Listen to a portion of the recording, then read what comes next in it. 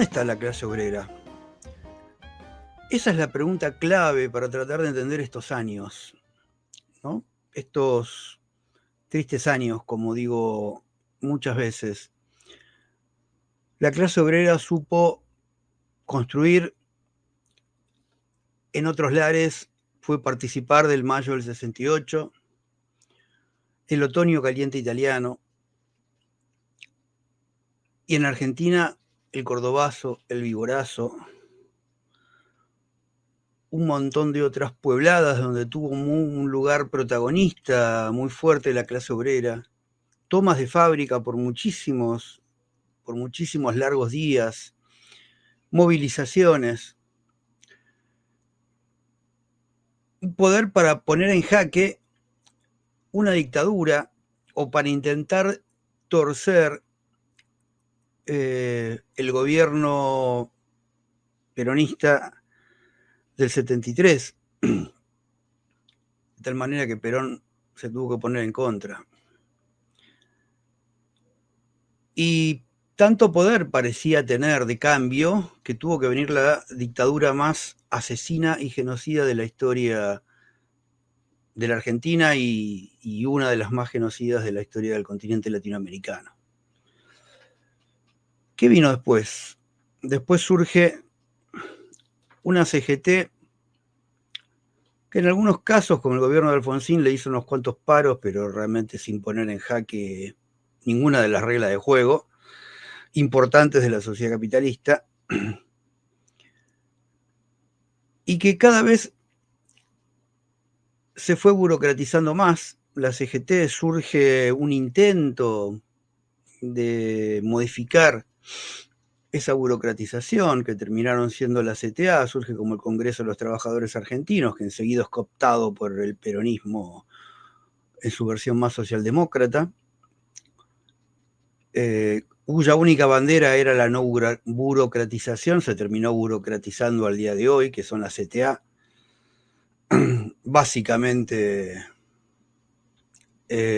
asentada en los gremios docentes y estatales, dos gremios absolutamente burocratizados, que acompañaron las experiencias kirchneristas sin chistar, y que en todo caso dicen algo cuando gobiernan la izquierda, pero fundamentalmente sus reivindicaciones han pasado a ser absolutamente identitaristas, ¿no? Esas reivindicaciones posmodernas del liberalismo posmoderno que se han enquistado en los sectores que dicen luchar. Pero además la clase obrera, por el propio proceso de trabajo, se ha fragmentado cada vez más. La clase obrera industrial, fuertemente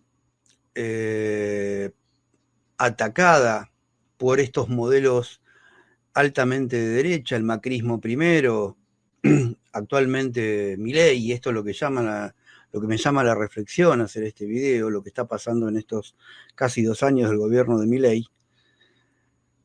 No solo ha visto disminuidos sus salarios, que han disminuido mucho más allá de las mentiras que dicen todas las estadísticas, incluso las estadísticas levantadas por los progres, de que solo ha bajado un 5% los salarios. Sí, las estadísticas de los progres hablan de que los estatales hemos perdido un 30, 40%, cuando hemos perdido más del 100%, porque tenemos los salarios casi congelados y la inflación ha sido más del 200% desde que asumió Milei. O sea que ni siquiera las fuerzas políticas que se dicen progresistas quieren ver esta terrible debacle, este proceso de aniquilamiento de la clase obrera, de todo el poder de reivindicación que tiene la clase obrera, ¿no? El objetivo es transformar a la clase obrera en esclavos. Esclavos simbólicos, no esclavos materiales reales, porque no vamos a volver a la edad de la esclavitud, seguimos en el capitalismo pleno, pero esclavo en términos de conciencia, ¿no? Generar una conciencia de sometimiento, de conciencia de clase, desaparecer la conciencia de clase, y hacer que el trabajador obrero se sienta absolutamente sometido e identificado con este modelo, vencido, de tal manera de salir, que sus respuestas sean, bueno, el asunto es que yo pueda salvarme, ¿qué le pasa a el resto de mis compañeros? No importa, ¿no? Esto lo estamos viendo un montón, lo fuimos viendo a lo largo de todos los procesos de privatizaciones desde el menemato. ¿sí? El proceso de privatización del Nemato tuvo ciertas luchas, está claro. En cambio, ahora con Milei, la clase obrera están desmantelando lo que poco que queda del Estado. Han cerrado un montón de fábricas. Obviamente que la CGT no está haciendo absolutamente nada, las CTA tampoco están haciendo nada. Acabamos de hacer este acuerdo, acaba el gobierno de hacer este acuerdo con Trump, que claramente nos entrega atados de pies y manos al poder del imperio en decadencia, pero sigue siendo el poder del imperio. Y la clase obrera organizada no dice nada, y la clase obrera desorganizada tampoco dice nada. Pero decía, la clase obrera industrial, el objetivo es que pierda totalmente su conciencia de clase, aniquilarla, doblegarla, bajarle los salarios, flexibilizar totalmente sus relaciones de trabajo. Pero antes de todo esto se genera un proceso de expulsión de trabajadores del sistema, creando toda una cantidad de excluidos y desocupados. Muchos de ellos terminaron en planes que los gobiernos kirchneristas mantuvieron férreamente y con intención esos planes. Planes de desocupados. Ninguna sociedad plena se puede generar con planes de desocupados, y nada más que falta de conciencia de trabajador que de un desocupado. Un desocupado está desalmado, está tirado en lo peor de la sociedad.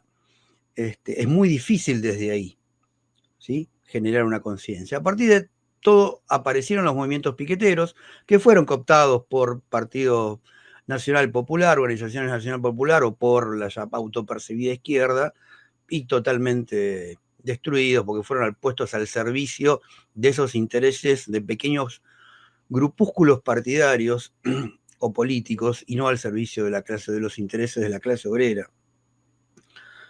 Y luego emergen los llamados emprendedores, el emprendedurismo, fuertemente impuesto ideológicamente por el liberalismo, por la socialdemocracia, y se ha hecho carne en buena parte de los trabajadores contemporáneos, estos que se creen emprendedores, ya sea trabajadores de plataforma, ya sea aquellos que publicitan su trabajo en las redes. Lo que ha pasado este año 2025, una gran cantidad de videos de estos emprendedores que publicitan sus ventas, sus productos en las redes, diciendo, ¿qué está pasando? ¿Qué estoy haciendo mal que no vendo? ¿No? Ninguno se daba cuenta que en realidad era una lógica económica que los llevaba a hacer destruir el mercado interno incluso. ¿Sí? Bueno, creo que todos estos síntomas nos tienen que hacer ver la terrible derrota que viene sufriendo la clase obrera desde los 70 hasta el presente. Las dictaduras latinoamericanas tuvieron ese objetivo, y bien que lo han cumplido, ¿sí?, el objetivo de destruir todo proceso de cambio, primero, ¿sí?, para después destruir al sujeto que sigue siendo por antonomasia el sujeto de cambio, más allá que la izquierda autopercibida hoy invente otros sujetos, ¿sí?, y apoye otras luchas y se haya olvidado de la clase obrera. El único sujeto de cambio sigue siendo la clase obrera. Así lo hemos definido, venimos definiendo acá en Crítica Dialéctica, lo hemos definido en el GDH, en los distintos trabajos, en las intervenciones, en nuestros videos, ¿sí?, en nuestro manifiesto, en el cuadro de situación que pronto vamos a exponer sobre el mundo del trabajo, los cambios en el mundo del trabajo, y cómo llegamos al trabajo terriblemente precarizado de estos años. Bueno, lo que tenemos que asumir, lamentablemente, y esto no es ser derrotistas, sino es asumir la realidad para poder desde ahí volver a plantear cómo hacer para salir de esta situación, es la terrible derrota que viene sufriendo la clase obrera. Una derrota que debe ser temporal, no puede ser definitiva, ¿sí? Pero lamentablemente, bueno, el progresismo directamente este problema no le importa o lo niega, ¿sí?, o no es ni capaz de verlo. Y la izquierda está, la autopercibida izquierda está por otro lado. Si alguna vez luchó sectariamente, dogmáticamente junto a sectores obreros, hoy se ha olvidado absolutamente de los sectores obreros. Entonces, esto intenta solamente ser un llamado de atención y un llamamiento a que empecemos por reconocer la situación en la que estamos. Solo partiendo de asumir esta realidad es posible reconstituir, ayudar, trabajar para reconstituir este sujeto desde los distintos lugares, este sujeto de cambio, ¿sí? Desde la propia clase obrera y desde aquellos sectores que se dedican a pensar y reflexionar en un trabajo conjunto, ¿sí? Y esto es lo que vemos que no está pasando. Justamente esto marca otra vez más el lugar de estancamiento en el que estamos. Pero es posible salir, se ha salido en otros momentos de la historia. Este momento es claramente muy diferente a cualquier momento anterior. Hubo un punto de inflexión hace unas décadas.